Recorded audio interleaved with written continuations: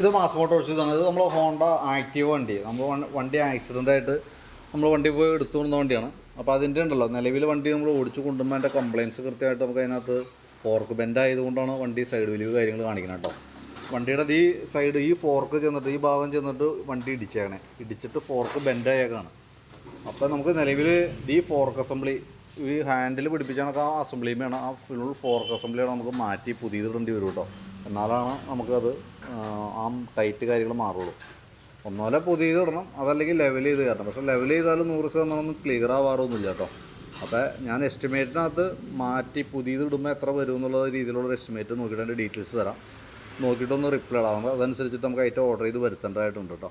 പിന്നെ ഈ ഫ്രണ്ട് മൺകാടൊക്കെ മൊത്തം പൊട്ടി കിടക്കാം. അതായത് ഈ സൈഡ് പിടുത്തമൊക്കെ പോയിട്ടുണ്ട്, ഈ സൈഡ് വെൽഡിങ് വിട്ടു പോയിട്ടുണ്ട്.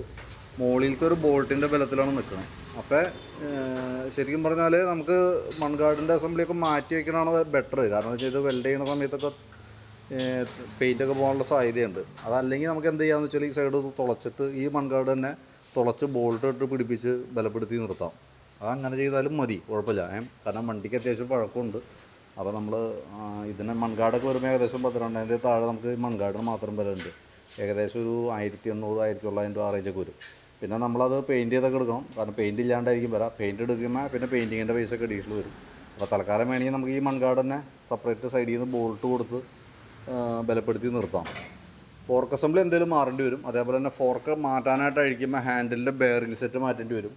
ഫ്രണ്ടിലത്തെ ബുഷ് കംപ്ലൈൻ്റ് ഉണ്ട്. അപ്പോൾ ആ ബുഷ് സെറ്റ് മാറ്റിയിട്ട് വേണം നമുക്കത് റെഡിയാക്കാനായിട്ട്. പിന്നെ നോക്കുമ്പോൾ റിമ്മിന് ഈ ഭാഗത്തൊക്കെ ബെൻഡായിട്ടുണ്ട്. ഇടി കൊണ്ടിട്ട് ഇവിടെ വന്ന് ഇടി അങ്ങനെ റിമ്മൊക്കെ ബെൻഡായിട്ടുണ്ട്.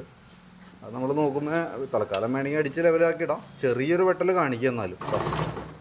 റിമ്മ് മാറ്റണമെന്നില്ല, നമുക്ക് ചെറിയ ഓട്ടമൊക്കെ ഉള്ളതെന്നുണ്ടെങ്കിൽ മാറ്റണമെന്നില്ല. നല്ല ലോങ് ഡ്രൈവ് അത്യാവശ്യം നല്ല രീതിയിൽ വേഗതയിലൊക്കെ നമ്മൾ ഓടിക്കുന്നുണ്ടെങ്കിൽ മാറ്റി കളയാം. അതല്ലാന്നുണ്ടെങ്കിൽ നമുക്ക് ഇത് തന്നെ തട്ടി ലെവൽ ചെയ്ത് നമുക്ക് റെഡിയാക്കി ഇടാം. പിന്നെ ബ്രേക്ക് ഫ്രണ്ടും ബാക്കും ബ്രേക്ക് ലൈനർ തീർന്നു കിടക്കുന്നുണ്ട്. ഫ്രണ്ടിലത്തെ ബ്രേക്കിൻ്റെ കേബിൾ കംപ്ലൈൻ്റ് ഉണ്ട്. അപ്പോൾ ശരിക്കും ഫ്രണ്ട് ബ്രേക്ക് 2 കേബിളിലാണ് വർക്ക് ചെയ്യാം. അതായത് കോമ്പി ബ്രേക്കിൻ്റെ കേബിൾ അതൊക്കെ എടുത്ത് കളഞ്ഞേക്കാണ്. ശരിക്കും അത് സെറ്റ് ചെയ്യുമ്പോൾ അതേപോലെ തന്നെ ഫുൾ കമ്പനി വന്ന മോഡലിൽ സെറ്റ് ചെയ്ത് യൂസ് ചെയ്യണതാണ് ബെറ്റർ. അപ്പോൾ ഞാൻ എസ്റ്റിമേറ്റിൽ ആ രീതിയിലുള്ള എസ്റ്റിമേറ്റാണ് പ്രിപ്പയർ ചെയ്യണത്. ഫ്രണ്ടിൽ 2 ബ്രേക്ക് കേബിൾ, ഫ്രണ്ടിലത്തെ ബ്രേക്ക് ലൈനർ, ബുഷ് സെറ്റുകൾ, ബാക്കിലത്തെ ബ്രേക്കിൻ്റെ ലൈനർ കേട്ടോ. പിന്നെ ഫ്രണ്ട് ഫോർക്ക്, അതിൻ്റെ ഹാൻഡിൽ ബെയറിങ് കാര്യങ്ങൾ എല്ലാം ഉൾപ്പെടുത്തിയിട്ടുള്ളൊരു എസ്റ്റിമേറ്റ് ഞാൻ ഡീറ്റെയിൽസ് ഇടാം. വീഡിയോ കണ്ടതിന് ശേഷം നോക്കിയിട്ടൊന്ന് റിപ്ലൈ ഇടാം. ഫോർക്ക് അസംബ്ലി നമ്മൾ ഓർഡർ ചെയ്ത് വരുത്തേണ്ട താമസം വരും. അപ്പോൾ ഇപ്പം ഇന്നിപ്പോൾ ഓർഡർ വിട്ടാൽ നാളത്തേക്ക് വരുള്ളൂ. അപ്പോൾ ശനിയാഴ്ച വൈകിട്ടത്തേക്കൊക്കെ പ്രതീക്ഷിക്കാൻ പാടുള്ളൂ വണ്ടി കേട്ടോ. അപ്പോൾ അങ്ങനെ സെറ്റാണെന്നുണ്ടെങ്കിൽ ഡീറ്റെയിൽസ് വാട്സാപ്പിലേക്ക് ഇടാം. വീഡിയോ കണ്ടതിന് ശേഷം നോക്കിയിട്ട് വാട്സാപ്പിൽ തന്നെ ഒന്ന് റിപ്ലൈ ചെയ്യാം. ഓക്കെ.